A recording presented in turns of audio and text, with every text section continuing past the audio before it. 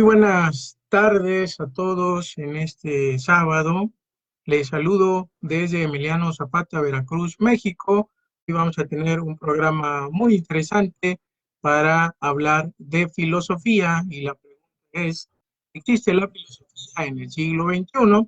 Bien, para estar hablando un poco de este tema, hoy nos va a acompañar el profesor Daniel López Salor desde Argentina. Y bueno, tenemos algunos detalles técnicos, pero los estamos solucionando. Muchas gracias, profesor Daniel López Salor, por acompañarnos esta tarde.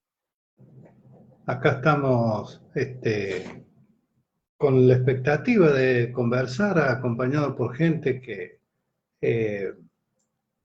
algunos conozco, otros no, pero con un tema interesante que cuando me lo propusiste me pareció estupendo y es filosofía en el siglo XXI, ¿no? Me acuerdo que la primera pregunta que me hiciste fue si se puede hacer filosofía en el siglo XXI. Y la respuesta mía es, ¿por qué no? Si es lo más urgente.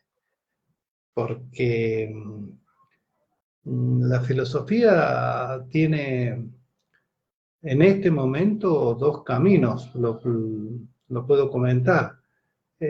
Uno, los grandes problemas de la vida, los grandes problemas de la existencia humana, ya sea que estemos en el siglo V o X antes de nuestra era o que estemos hoy. ¿Tiene sentido la vida o no tiene sentido la vida? Comenzando por ahí, siempre vamos a filosofar. ¿Cómo hacemos para vivir? ¿Cómo hacemos para ser felices? A soportar los dolores. Y después, lo que es propio de este tiempo en que vivimos. Nosotros tenemos que recordar que 20, 30 años atrás existían las ciudades portuarias con sus ingresos y egreso de mercaderías, pero al mismo tiempo eso significaba ingreso y egreso de costumbres, de ideas, y las ciudades del interior que eran más tradicionales y demás. Hoy en día, en cada casa, cada habitación es un puerto. En cada habitación entran y salen ideas nuevas. Porque está la comunicación, la hipercomunicación que tenemos, que sucede algo en Groenlandia y se sabe en Nueva Zelanda. Entonces, nosotros tenemos que estar conscientes que hoy en día tenemos problemas que no hemos tenido nunca, pero nunca, en la historia de los 40.000 años que llevamos, según la ciencia, de pie sobre este planeta. Entonces, hoy más que nunca es necesaria la filosofía, hoy más que nunca. ¿Podemos ser felices sin Internet, sin Twitter? Mirá qué pregunta terrible. Entonces, tu propuesta me pareció sumamente importante, así que tomamos para donde vos digas o te parezca más interesante, pero desde ya te aclaro que la filosofía hoy es lo más necesario que pueda haber, porque pongamos solamente un ejemplo. Dejemos de lado la necesidad de comer y de reproducirse que tenemos como especie. No hay ninguna emoción que no responda a un pensamiento. Nadie se enoja o ríe, nadie tiene un placer o un displacer si no hay algo que le está diciendo esto está bien, esto está mal, esto es bueno, esto es malo. ¿Y quién va a responder eso? O la filosofía. Otro ejemplo muy sencillo. Y me pueden interrumpir cuando quieran con las preguntas tuyas o la de los oyentes, como quieran. Nos capacitan para un oficio, nos capacitan para una profesión. Me pregunto, nos capacitan para ser felices, nos capacitan para saber sufrir, nos capacitan para ser solidarios. ¿Qué es ser solidario? Para ser tolerantes. Entonces, ¿dónde está el Ministerio de la Felicidad para ir a hacer ir con pancartas y quejarse? Si nunca me han enseñado a ser feliz, pero nunca. Entonces, la filosofía hoy es necesaria más que nunca, porque tenemos mucha más tecnología y tenemos mucho menos felicidad. Hoy es mucho más difícil vivir que 2 o 3 generaciones atrás, donde no había tantos bienes materiales, pero la persona había sido educada para hacer esto y no hacer aquello, y ahí está. Pero hoy, ¿cómo hacemos? Pongamos un ejemplo. Ya se está hablando de los derechos civiles de los robots. Pongamos otro ejemplo. ¿Y qué pasa? Estamos clonando vacas y estamos clonando caballos de pura sangre, pero hace esto 15 años. Y cuando lleguemos a nosotros, se habla ya de que aparentemente se estarían clonando órganos humanos, pero no por una impresora 3D, ¿eh? Entonces, eh, entonces temas como el cáncer, el Alzheimer, aparentemente quedarían muy acotados. Entonces, la tecnología no tiene moral, ni buena ni mala. La tecnología es 2 más 2 son 4, pero no es así la vida humana. Perdón, yo me estoy hablando y me interrumpes y me Adelante. interrumpen cuando quieran. Sí, ya tenemos Eh, comentarios y saludos. Adelante. bueno, léelo, sí, pregúntamelo, no hay ningún drama. Bueno, pues, bueno, le agradecemos bastante a Miguel López Alor desde Argentina por cedernos su tiempo y gracias a ustedes, amigos del Face. Saludos a Carlos Uriel Cariaga, Sandra Olivreto, Jorge Pérez Quintos, Claudia Ingénito, Rachel Ibarra. Hay una pregunta del arquitecto Jorge Pérez Quintos. Dice, se tiene que considerar a la filosofía algo muy necesario y cómo poder lograr que así sea. Me parece muy interesante la pregunta. Si gusta, profesor. ¿Cómo lo que así sea? Yo respondería con lo siguiente. Si no tenemos pensamientos profundos, no vamos a saber qué hacer en momentos graves de nuestra vida. Porque para sonreír y reír, aparentemente todos estamos capacitados. Pero yo hago una pregunta. ¿Sabemos amar? ¿Qué diferencia hay entre amar y querer? ¿Es necesario ser amado y ser querido para ser feliz? Bueno, ya con estas 3 o 4 preguntas tenemos varios tomos, pero la diferencia entre amar y querer es terrible y es enorme. Entonces, eh, hay que, no digo necesariamente ir a la facultad, no digo eso. No digo leer los grandes filósofos, digo acostumbrarse a pensar filosóficamente. Y voy a poner un ejemplo. Un botánico estudia una planta. Un filósofo viene y dice la planta. ¿De dónde viene? ¿Qué significa naturaleza? ¿Por qué la naturaleza acá es así y por qué no es así? O sea, sin la ciencia no podemos vivir. Pero parece que pudiéramos vivir sin la filosofía. Claro, después vienen los suicidios, los psicólogos que se llenan de dinero y demás, porque no estamos capacitados para ser felices. No aprendemos a vivir. No nos enseñan cómo vivir. Esta semana han sucedido 2 cosas aparentemente que no nos competen. En Polonia se proscribió la comunidad gay, lesbiana, etc. Y en Suiza se votó con que no se puede usar el burka, ¿no es cierto? Bien.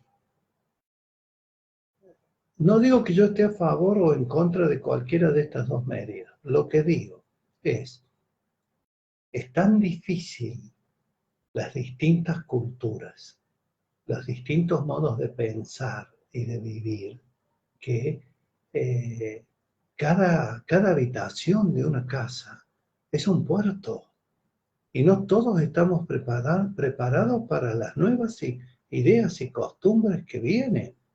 Entonces, necesitamos ahondar en lo que creemos, en lo que pensamos.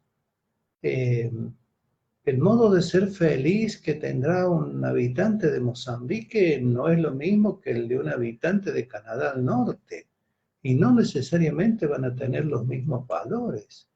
Entonces, sí, a esta persona que preguntaba la necesidad de la filosofía, sí. Sí. La necesidad. Aunque no nos llevemos bien, ¿eh? Porque es difícil que un filósofo piense igual que otro, es imposible, pero no importa. Mira, yo quiero citar un pensador del siglo pasado que dijo, la vida nos es dada, pero no nos es dada hecha. A la vida hay que hacerla. Ah, sonamos. ¿Y ahora qué hacemos? Porque uno dice, tengo la herencia de mi familia, la herencia genética, la herencia del lugar donde nací, de la sociedad donde estoy, pero ¿y qué hago con mi vida además de todo eso? Porque todo eso me condiciona, pero ¿qué hago yo con esos condicionamientos? ¿Qué hago yo para hacer mi vida, que no me la ha dado hecha, ¿eh? Me la han dado condicionada, pero no me la han dado de una manera que ya está hecha en mis 80, 90 años. Entonces necesito plantearme lo que se plantea la filosofía desde hace 27, 28 siglos. ¿Qué sentido tiene vivir? Yo siempre cito, puedo seguir, ¿no? Pongo un ejemplo, interrúmpanme cuando quieran.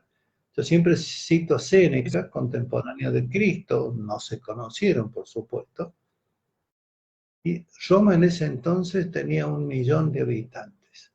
Y él le escribe a la mujer que estaba en el campo y le dice, le manda una carta con un esclavo y le dice, voy para allá, ya no soporto el humo y la multitud de Roma, quiero descansar, quiero aire fresco. Era ecológico hace 21 siglos. Entonces, necesitamos saber en qué tenemos que hacernos fuertes para vivir. Voy a poner un ejemplo de felicidad muy sencillo. Una persona es alcohólica o cocainómana. Perfecto. Va, se toma sus buenos vasos de alcohol, su cocaína. La persona está feliz. Muy bien. Pero se está haciendo daño. Entonces, ¿cómo puede ser feliz eso que me mata? Entonces ahí empiezan los valores. La filosofía es fundamentalmente un tema de valores. ¿Con qué valores vivo? Escucho lo que nos acompañan, están diciendo o preguntándose. Perfecto, ¿no? Muchas gracias. Todo lo que detona la pregunta ahí de arquitecto Jorge Pérez Quinto, saludos también a Verónica González, saludos de España, a Antonino. Creo que es muy interesante lo que dice porque abarca muchas cosas y muchas ramas de la filosofía. Y bueno, nosotros que estamos en este tema de la enseñanza, de la academia, de la publicación, de la divulgación, a veces nos enfrentamos en la cotidianidad. Bueno, existe la filosofía todavía, se supone que ahora pues ya todo es ciencia, tenemos el método científico, el saber fuerte dado está en este rama pues del conocimiento, tiene una epistemología, una teoría del conocimiento de base sobre la cual se desarrolla precisamente las tecnologías. Pero bueno, yo le comento a mis alumnos que muchos de ellos utilizan lenguaje filosófico, tienen ideas filosóficas, solamente que a veces lo desconocen. Y les pongo a veces el ejemplo de el amor platónico. Ustedes creen que el amor platónico es todo miel sobre hojuelas, muy bonito y el romance, pero bueno, Platón nos habla de otro tipo de amor. Él hablaba de este amor a la filosofía, este querer, desear el saber, y ese saber, bueno, estaba en este mundo de las ideas.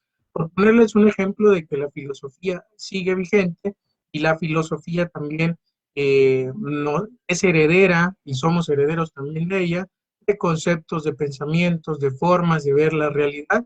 Y al fin y al cabo, la filosofía todavía está presente en nuestras palabras, en nuestros pensamientos y también está presente en la vida cotidiana. Porque se preguntan, ¿qué hace un filósofo o alguien que estudia filosofía? Bueno, pues hablamos de la realidad, hablamos de las tecnologías, de la Yo felicidad, de ese tipo de cosas, ¿no? ¿Usted yo qué piensa, profesor? te respondería de la siguiente manera. En las ciencias, nosotros las respuestas que tiene la ciencia las verificamos en el acto, pero en la filosofía,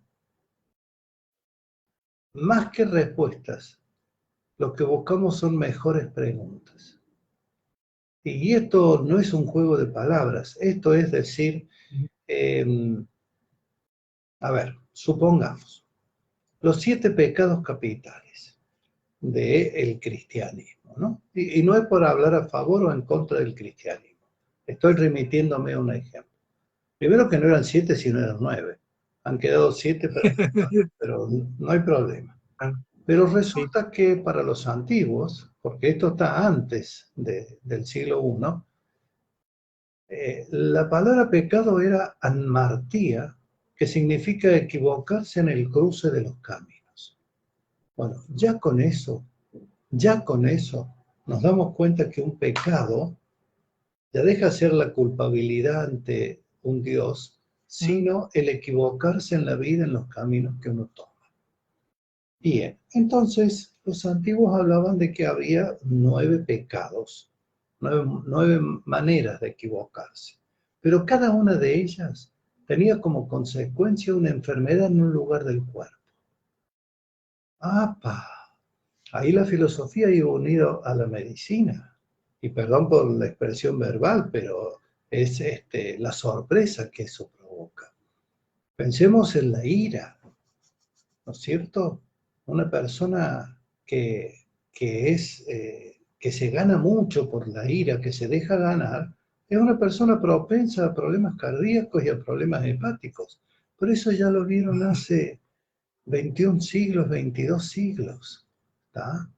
Porque el filósofo, y esto lo, lo comentan varios autores, cuando uno disponía de dinero en la antigüedad, estamos hablando 3, 4, 5 siglos antes de nuestra era, el médico llegaba a las 9 de la mañana y se iba a las 5 o 6 de la tarde. Acompañaba al paciente en todo lo que el paciente hacía, cómo comía, cómo hablaba, con quién estaba, con quién vivía, qué es lo que pensaba de la vida, qué es lo que hacía con su trabajo. Y al irse le recetaba ungüentos, pócimas, té de hierbas y demás, y un filósofo. Y le decía, usted tiene que escuchar a tal o cual filósofo porque él tiene respuestas o mejores preguntas para lo que usted sufre. Entonces, nosotros creemos que la filosofía es, bueno, muchas escuelas y pensadores tienen ese modo de ser, ¿no? Es algo hermético, algo cerrado. Pero la filosofía fundamentalmente se encarga de los problemas trascendentes de la vida. Como dije yo recién, ¿y quién nos enseña a ser felices? Hace 2 o 3 generaciones era sencillo tener una casa, tener un trabajo, tener hijos y se acababa el mundo y la vida. Hoy en día no es así. Escucho otras preguntas o sugerencias, Alberto. claro que sí, la verdad, están todos muy atentos y les agradecemos Están mandando muchos saludos y están mandando también bastantes corazoncitos que están viendo. Pues los invitamos a preguntar, pongan ahí sus preguntas, ya hemos leído varias. Rachel Ibarra también habla, pues qué felicidad, dice muchas felicidades al profesor por explicarnos y nos dice pues que le agrada bastante el tema. Yo quisiera comentarle, preguntarle, usted desde la academia, ¿cómo se ha topado con el tema de la filosofía por esta misma pregunta de pensar que la filosofía pues como que ya no existe? Lo digo porque, por ejemplo, acá en México hubo un ataque feroz de parte de las autoridades educativas para que la filosofía misma desapareciera de los planes de estudios de la educación media superior, tanto así que solo se le daba importancia a las materias técnicas o a las líneas terminales que iban en ese sentido. Y las humanidades, filosofía, materias de ética, materias de lógica, cívica, valores, las dejaban de lado porque mencionaban que no tenía una repercusión directa en la vida cotidiana. Bueno, hubo una defensa férrea sobre eso de las asociaciones filosóficas y de los académicos de aquí. Al final se logró que la filosofía fuera una materia obligatoria en estudios de educación media superior, la prepa, y se está luchando para que sea de igual forma en la educación básica, primaria y secundaria. Acá no ha sucedido eso. Ujú, Afortunadamente, lo que sí hay, dependiendo eh, de las épocas, dependiendo del tipo de universidad, privada o pública, lo que hay sí es predominio de uno u otro corriente filosófica, ¿no? Eh, Hoy en día en ujú. muchos lugares está muy de moda el posmodernismo, perdón por la palabra moda, pero el posmodernismo rechaza toda verdad, rechaza, a ver, parte de una definición que es esta, todo lo que digo y afirmo es relativo, por lo tanto no hay verdades sino certezas. Claro, parecería esto la muerte del pensamiento filosófico, pero el problema es que esa afirmación también es relativa. Claro. Si todo es relativo, también es relativo lo que yo estoy diciendo sobre lo relativo. Entonces, claro, hace muchos siglos que se estableció qué es la lógica. Y esto sirve tanto para la ciencia como para la filosofía, como para cualquier persona en su vida cotidiana, ¿eh? Desde un cartero hasta un oficinista o un obrero de una industria automotriz. Decimos con frecuencia, qué poca lógica tiene lo que decís. Eso es ilógico. Y no tenemos idea de lo que estamos diciendo. La lógica es la regla de las 3 C. Claro, concreto, correcto.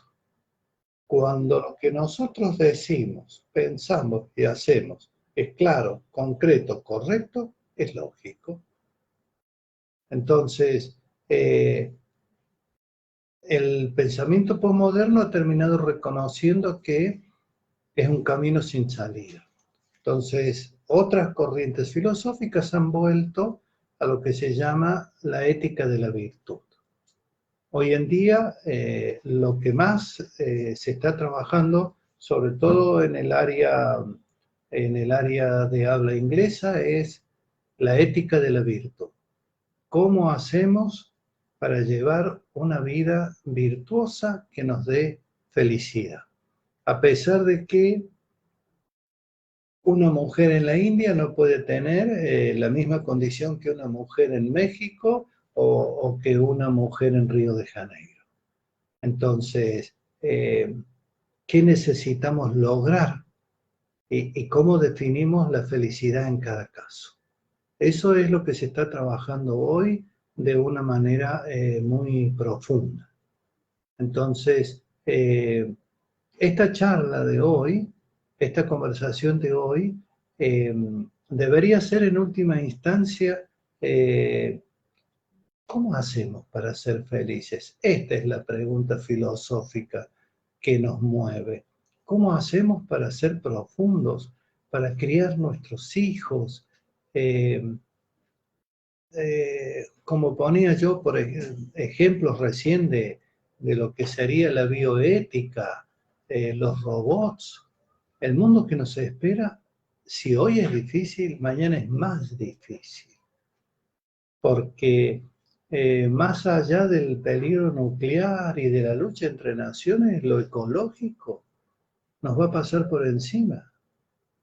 Entonces, hoy más que nunca necesitamos de la filosofía, más que nunca. Escucho a la gente, así no la aburrimos. Y si no, de hecho, están enviando muchos likes, muchas gracias, muchos corazones, les está gustando bastante la charla y ya hay preguntas muy interesantes, están llegando al WhatsApp y también aquí al chat. Bueno, vamos a empezar a leerlas. Teresa Victoria Soto, muchas gracias. Verónica González Gobio. Teresa dice, yo creo que la problemática de ser feliz deriva del concepto que cada uno tiene de felicidad. A propósito de Jesús el Cristo, personaje que el ponente citó, él hablaba de un reino que no es de este mundo, así entonces los mundanos no alcanzaremos jamás la felicidad que aquel planteaba. Por eso nos enfocamos al menos a construirnos una idea propia de felicidad, aunque esta consista en un proyecto sensual. Sandra Oliveiro, si nos puede hablar el profesor sobre la ética y los valores que tanto falta. Carlos Uriel Cariaga, ¿qué impacto tiene la tecnología sobre la filosofía? Nereida Ramos, buena tarde, ¿cómo podemos aplicar la filosofía en la vida diaria? En el caso de los que no estudiamos la carrera de filosofía, felicidades y muy interesante programa. Otra pregunta más. Sí, sí. Oliva Ceballos, yo preguntaría, ¿por qué la filosofía se debe incluir en la formación básica de niños y niñas y adolescentes y si es compatible con el enfoque de educación por competencias? Bueno, hay muchas Y preguntas, si es la que le compatible llame con la más, educación si es compatible con la educación por competencias. Sí, sí. La que guste, si quiere No, no, empezamos. hay una muy simple, la más larga, la más sencilla. Bueno, sencilla. Eh, sencilla no hay. Si hay una pregunta sencilla, hay algo que no entendemos bien.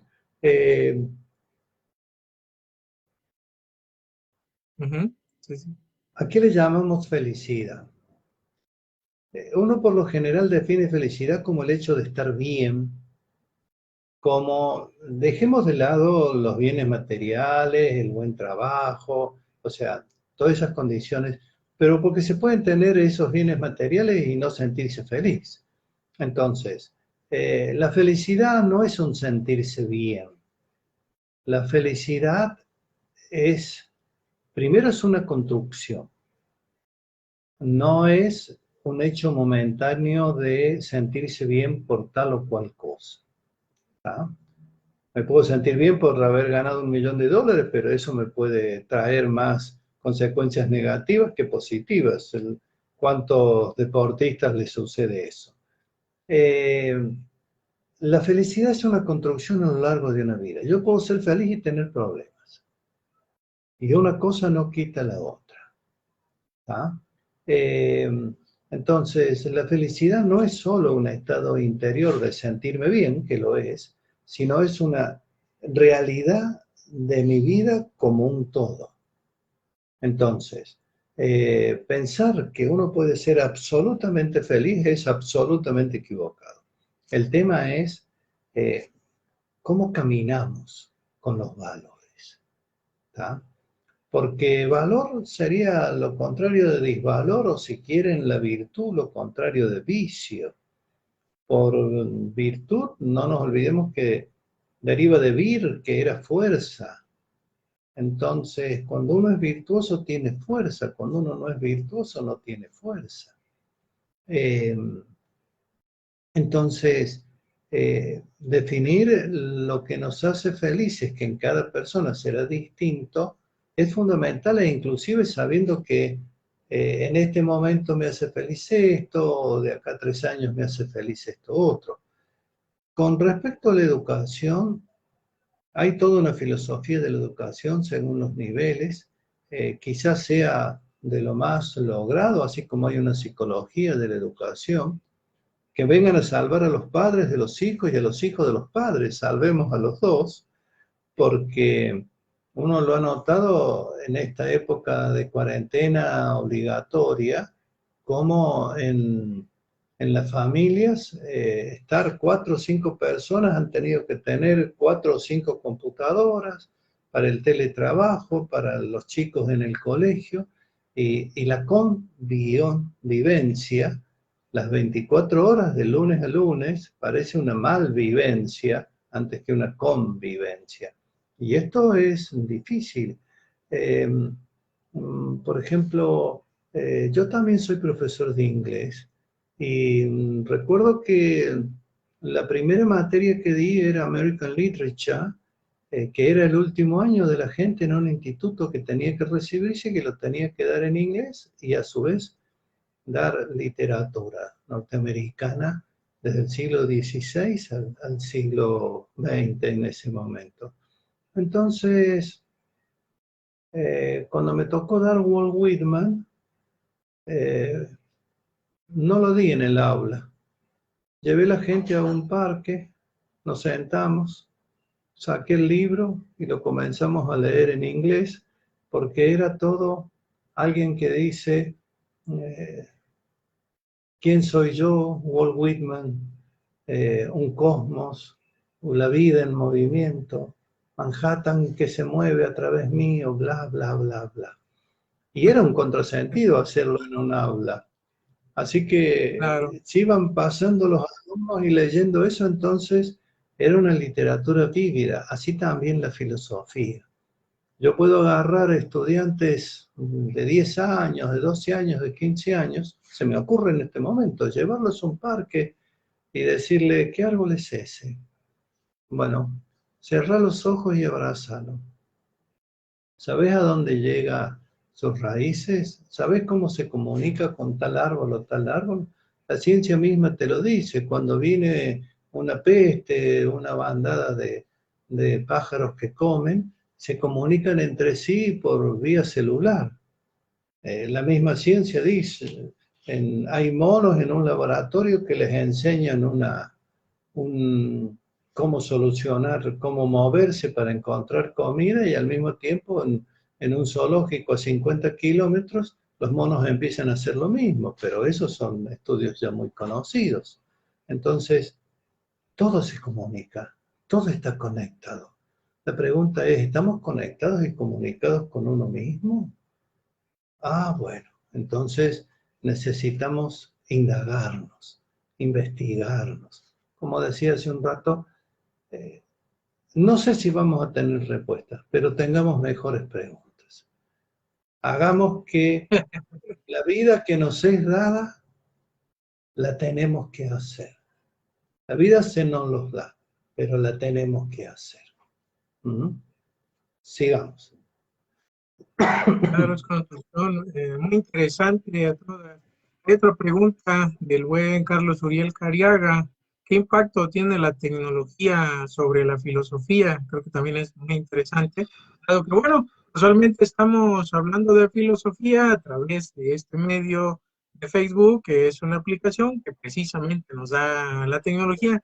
Y sí hay estudios sobre filosofía y tecnología y impacto, ¿no? Yo he visto algunos que hablan del tema de los conceptos, bueno, desde el mismo nombre, es WhatsApp, Face, Instagram, los memes, hay estudios sobre los memes, hay estudios sobre las interacciones de los objetos, algunos hablan de las cavernas digitales, todo este tipo de cosas. Yo creo que sí hay un impacto de la tecnología, de la filosofía y de la filosofía en la tecnología, en tanto las palabras. ¿Usted qué opina, doctor? Sus claros y sus oscuros. El problema de Instagram, Twitter y demás es que cada día perdemos más lenguaje y cada día nos vemos reducidos a 35 palabras, por así decirlo. ¿Está? Bien limitado, sí. Sí, Claro. sí. Pero ¿cuál es el problema? Si nosotros tomamos una lengua como el inglés, tenemos 5 o 6 adjetivos para decir que algo es bonito, bello, hermoso y demás. Pero si tomamos nuestra lengua, digamos de castellana o española, vamos a tener cerca de 10 o 15. ¿Pero por qué? Por los matices. Entonces, yo podría decir, déjame ubicarte un ejemplo. Claro. Hoy amanecí más temprano. Podría decir eso. Pero podría decir, cuando la noche comenzó a disiparse y el sol era todavía tímido, sentí necesidad de levantarme. Y lo primero que hice fue tratar de oír en qué árbol, qué pájaro comenzaba saludando la mañana.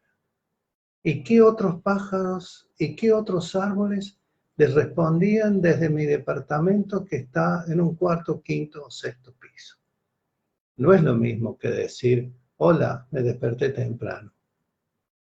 Es decir, la riqueza del lenguaje es riqueza de pensamiento, es riqueza de emociones, es riqueza. Entonces, desde ese punto de vista tenemos que tener cuidado con la tecnología porque nos puede quitar lenguaje. Entonces, a la hora de acariciar a una persona amada, pongamos este ejemplo, está el gesto de la mano, está el gesto del corazón, pero también está el gesto del habla, el gesto del lenguaje oral. Cuidado que no perdamos eso. Lo bueno de la tecnología es que lo podemos estar diciendo vos desde México, yo desde acá y así. O sea, la facilidad de comunicarse no significa la excelencia de lo que se comunica. Debemos diferenciarlo muy bien, en el caso de la tecnología, ¿no? Y por supuesto yo comentaba recién el tema de la robótica, el tema de la biotecnología, de la biociencia, plantea muchos dilemas éticos, muchos avances de la ciencia, ¿no?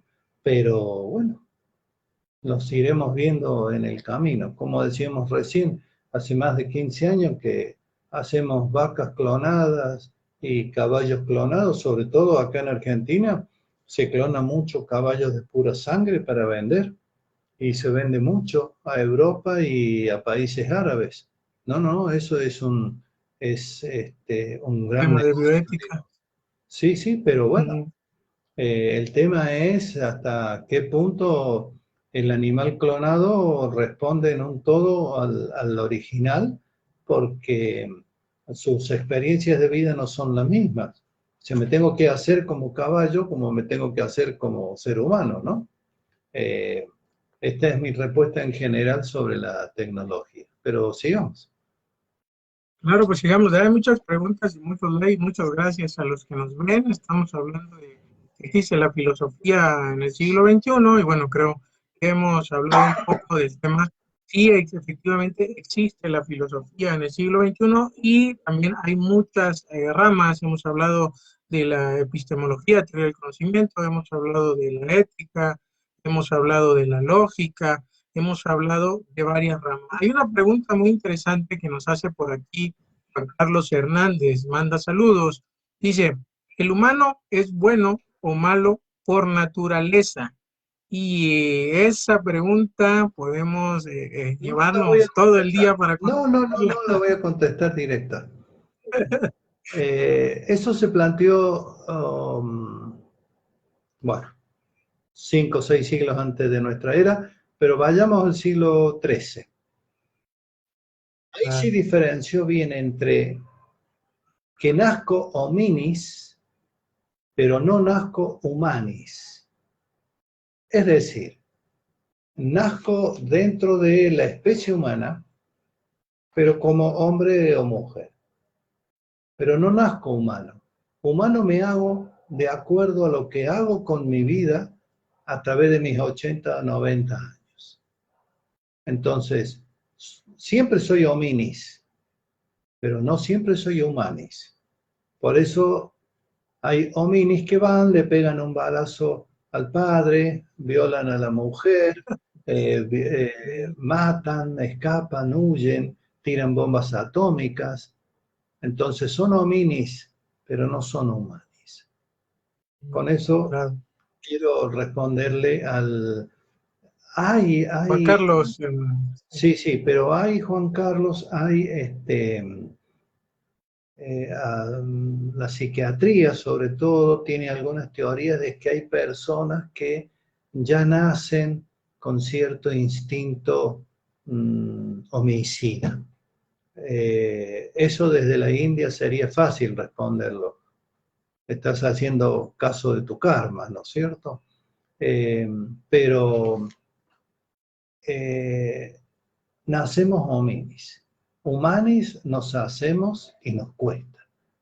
Porque ser humanis las 24 horas, los 7 días, ganando el 50% de lo que uno necesitaría cobrar de salario, resistiendo todas las maldades, ¿no es cierto?, que uno recibe, y es difícil ser humanis, es difícil ser humanis. No justifica ser humano hominis, pero es demasiado. difícil ser humanis. Sí, sí, sí, humano, demasiado humano. Hay preguntas, están participando, muchas gracias por participar, qué bueno.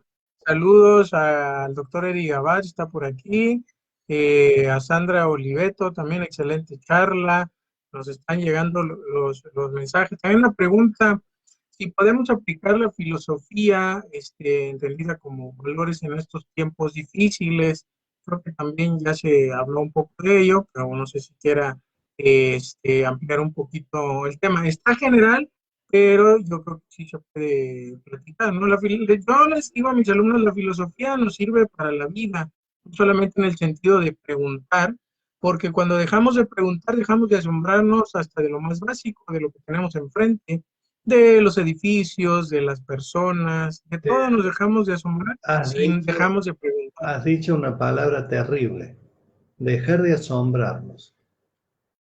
Fijémonos lo que es esa palabra, A-sombra. El asombrarse es cuando estamos tratando de huir de las sombras. El asombrarse es cuando queremos salir de la oscuridad y de pronto algo que nos llamaba la atención, nos llama la atención. ¿Tá? ¿Por qué ese árbol está seco y los que están alrededor no? ¿Por qué esa persona en esa familia tan agradable es tan desagradable? O viceversa. Es decir, cuanto más nos asombramos de las cosas de la vida, más vivos estamos, más humanis estamos tratando de ser. El asombrarse era la primera condición de la filosofía. Ahí nacía la filosofía, según Platón, en asombrarnos. Entonces, cuando nos asombramos, el mundo es otro, ¿no? Cuando nos enamoramos, por ejemplo, estamos asombrados de esa persona Ah, y estamos asombrados hasta de la forma en que nos sentimos. Seguimos. sí, sí, es correcto. Está muy interesante la charla, las preguntas y todo. Este, dice que nos cuenten algo de Sócrates, Verónica González, yo.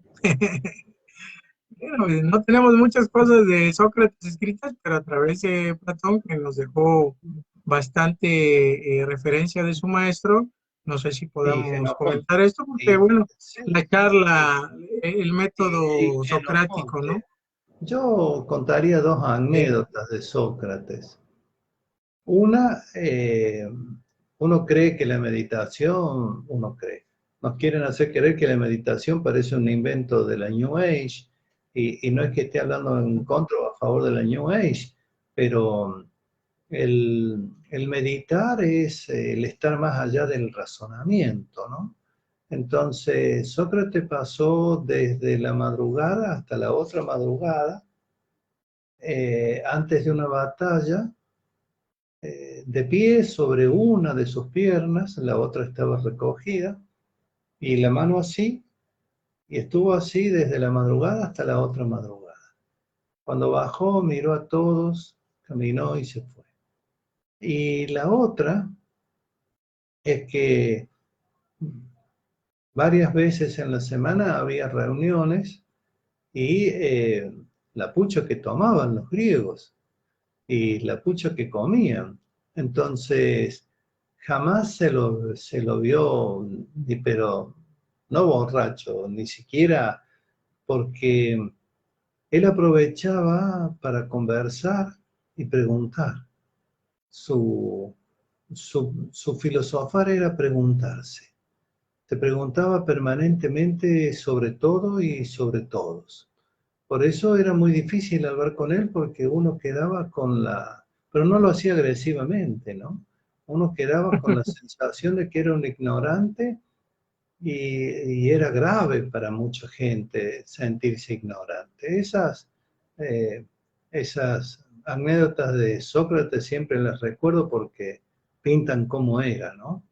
Eh, y además el hecho de que le ofrecen escapar cuando ha sido condenado a muerte y él dice que no, porque no va a contrariar las leyes de la ciudad donde nació y donde vive. Entonces, me parece estupendo.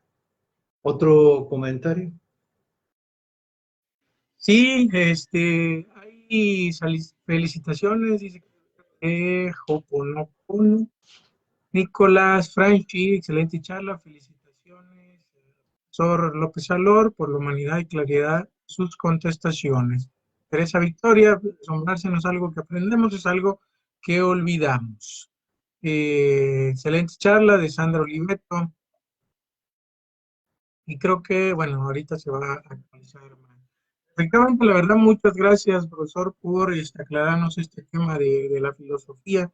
Efectivamente, hay filosofía, se sigue haciendo filosofía. Y yo tengo una pregunta muy concreta.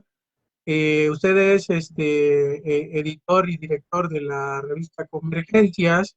Nos quisiera contar un poco de la historia y de lo que hace la revista Convergencias para que conozcan nuestros amigos. Sí, Convergencias está situada en un ámbito académico. Ya llevamos 10 años prácticamente. Tiene un comité ejecutivo. Hay gente de Chile, de Brasil, de Puerto Rico, de México, de España. eh, pero está dentro de lo que es académico, ¿no? Dentro, o sea, nuestra conversación de hoy tiene el rigor conceptual académico, pero está disponible para todos, ¿no? Pero Sí. dentro del Facebook de Convergencias, ahí está más abierto. Yo soy escritor también, además de profesor de inglés, entonces ahí pueden seguir otro tipo de textos, digamos, donde si bien hay la mirada filosófica, también hay la vivencia de, de mí como de cualquier otra persona, ¿no? Porque concepto sin vivencias es frío, ¿no?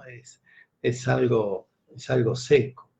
Y los seres humanos somos seres de vivencia fundamentalmente, con mucho o con nada o con poco respaldo conceptual, pero somos seres de vivencias, absolutamente. Lo demuestra el fútbol, lo demuestra cualquier deporte. Sí, sí, sí, somos Sí, seres sí, de el vivencia. golf y todo, la pasión sale también de... Claro, claro. Sobre todo nosotros que aparentemente como latinos somos más sintientes que gentes nórdicas. No sé, me parece un poco discutible, pero supongamos que es verdad. Entonces, lo importante, vuelvo a recalcar, es recibir. A ver, me voy a poner técnico un minutito, permítanme. Tenemos factores dominantes, determinantes y decisivos. Dominantes, bueno, uno por herencia genética puede tener tendencia a cual u otra enfermedad.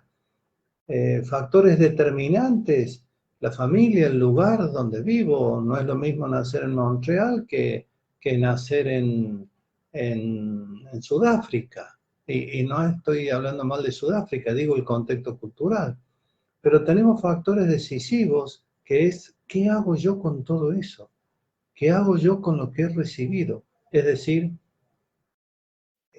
la vida me es dada, pero no me es dada hecha, y yo quiero ser humanis.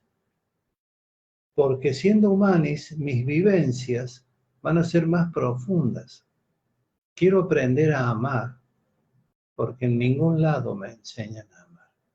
Es muy raro que se enseñe en un colegio, imposible. Y en las familias muy rara vez. ¿Qué diferencia hay entre amar y querer? Entonces, ¿qué diferencia hay entre el enojo y la ira, por ejemplo? Enojarse no está mal, la ira sí. Entonces,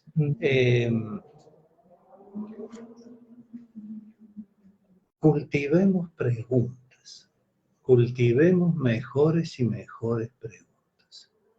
Si yo quería decir algo, si me permitís, Alberto, mucha Sí, gente adelante, siempre adelante. me pregunta, ¿qué leo, Daniel? Yo diría, las cartas de Séneca a su sobrino, y prepárense para asombrarse, porque parece que hubieran sido escritos esta mañana o ayer. Sí. Mm,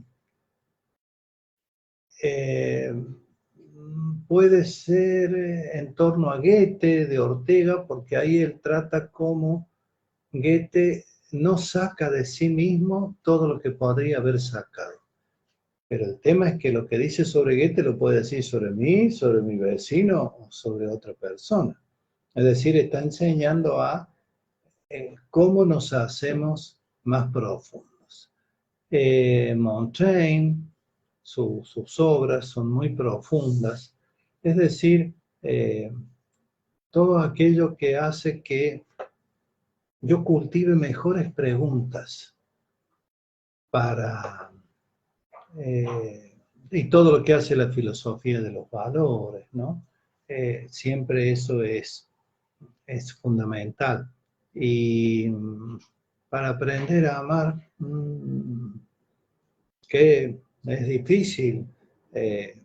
Hay pensadores que han escrito sobre el amor, Erich Fromm, por ejemplo, muy bueno, pero para que no tengamos que volver a hacer esta reunión, digamos, como para despedirnos, si no está mal, la diferencia que hay entre amar y querer, ¿te parece? Claro, adelante. ¿Está? En el amor no me tengo en cuenta a mí mismo. Tengo en cuenta solamente la felicidad de la persona a quien amo. En el querer sí tengo en cuenta esa felicidad, pero también tengo en cuenta la mía. Por eso, alguien dona un riñón a otra persona que apenas la conoce. Por eso los padres soportan muchas veces injusticias de parte de los hijos porque los aman. Y creen que si se quedan callados, el hijo va a estar bien. Entonces, estos pequeños ejemplos es para decir que la noción de amor que tengamos, el amor también es una construcción, ¿eh? No es solamente un sentimiento. Empieza con un sentimiento, pero si no tiene valores se cae. El amor es una conducta que se relaciona con la felicidad por un lado y con las virtudes por el otro.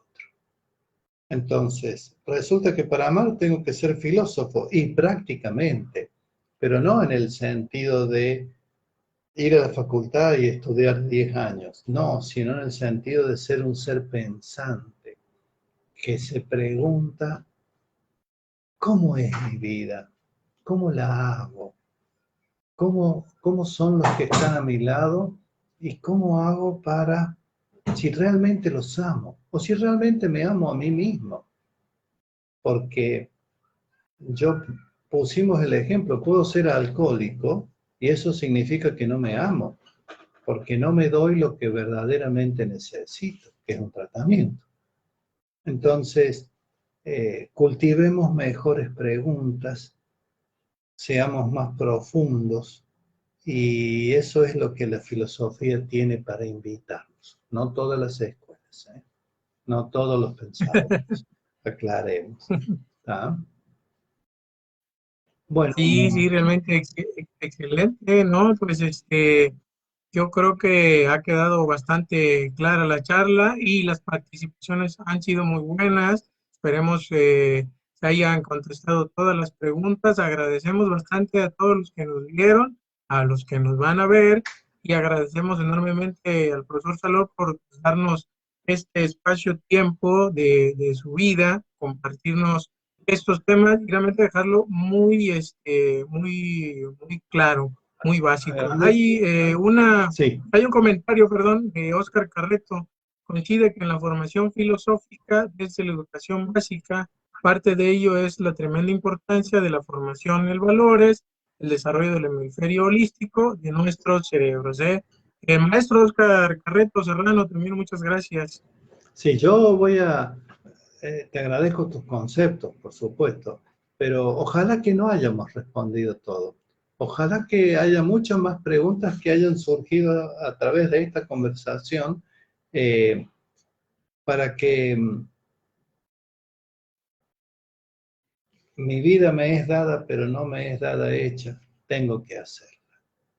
Para que podamos con esta conversación colaborar para que cada uno haga mejor su propia vida. Y hacerla mejor es hacerla más profunda. Como decía recién, me despierto en la mañana y ¿qué escucho? Me fijo en el celular, veo la hora o escucho cómo se está despertando los árboles y los pájaros que me rodean. ¿Ah? Eh, muchas gracias, muy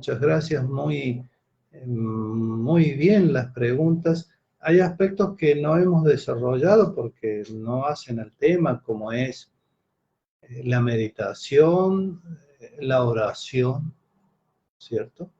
Eh, Tal vez recuerden lo que leyeron o vieron eh, este libro de Humberto Eco y la película que se hizo al respecto, cuando al último va el hermano William con su paje y él le dice, maestro, se ha incendiado la biblioteca, ahora ¿cómo hacemos para saber lo que no vamos a poder saber? Ahí se había incendiado el último ejemplar que había del Tratado sobre la risa de Aristóteles. Y el hermano William le dice, no importa tanto si no sabemos mientras podamos orar, porque orar es la fuerza del pobre. Entonces, sobre eso, horas podríamos hablar. Y no estoy hablando de una religión en particular, porque en todas la oración es una gran fuerza. Estoy hablando de la oración como eh, pido para poder cultivarme y ser humanis. Pido para ser una persona virtuosa. No importa el método, no importa la religión. La oración existe desde que nos erguimos sobre nuestras dos patas traseras allá hace 40.000 años y empezamos a andar sobre el planeta. Porque pensemos lo que éramos. No sabíamos que con el acto sexual se procreaba la especie, no lo sabíamos. No sabíamos sembrar ni cosechar. No sabíamos eh, eh, ni siquiera había lenguaje verbal, había lenguaje gestual. Entonces, y acá estamos, 40.000 años después. Y tenemos problemas que son iguales que hace 40.000 años. Es decir, nos atacan, nos defendemos, amamos o no amamos. ¿Y qué hacíamos hace 40.000 años? Bailábamos pidiendo la lluvia, danzábamos agradeciendo y orábamos. Entonces, ¿qué impacto tiene la tecnología sobre la filosofía? Y yo diría, ¿qué impacto tiene la oración sobre el hacernos mejor. No hablo de ninguna religión en particular, ¿eh? Hablo de 40.000 años para acá. Entonces, que esto quede para una próxima. Muchísimas, pero muchísimas gracias. Y bueno, espero no haberlos aburrido, pero desde ya muchas gracias. ¿Mm? No, que va, claro. De hecho, es el programa que ha tenido más likes, manitas y corazones, lo que significa que les gustó bastante y que, bueno, fue muy claro. Manda felicitaciones también el doctor Oscar Carreto por estas actividades que lo acercan a la filosofía. Bueno, pues no queda más que despedirnos, agradecer enormemente a usted, profesor Daniel López Alor, que nos compartiera sus conocimientos y agradecer también a los que nos vieron y agradecer también a los que se animaron a participar. Así que pues muchas gracias y nos vemos hasta el próximo programa. Muchas gracias a todos. ¿Mm? Gracias.